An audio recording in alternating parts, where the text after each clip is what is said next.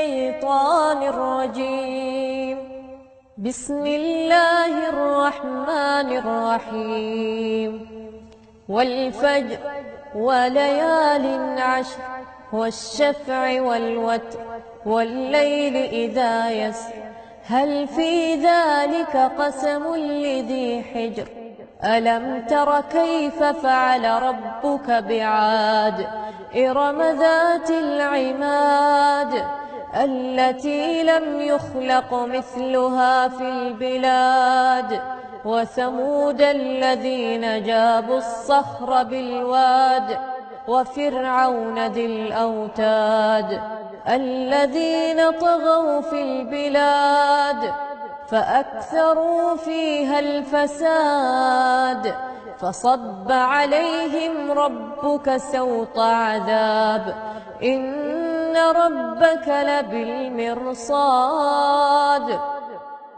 فأما الإنسان إذا ما ابتلاه ربه فأكرمه ونعمه فيقول ربي أكرمن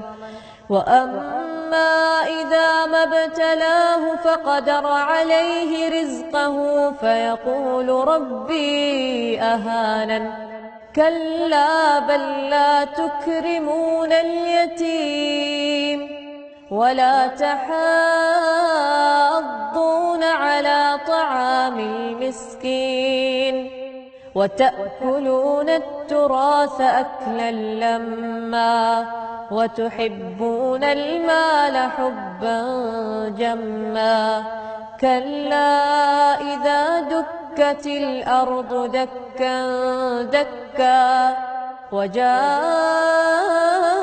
ربك والملك صفا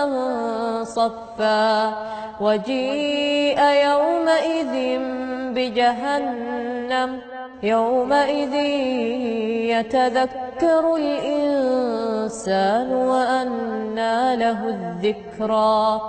يقول يا ليتني قدمت لحياتي فيومئذ لا يعذب عذابه أحد ولا يوثق وثاقه أحد يا أيتها النفس المطمئنة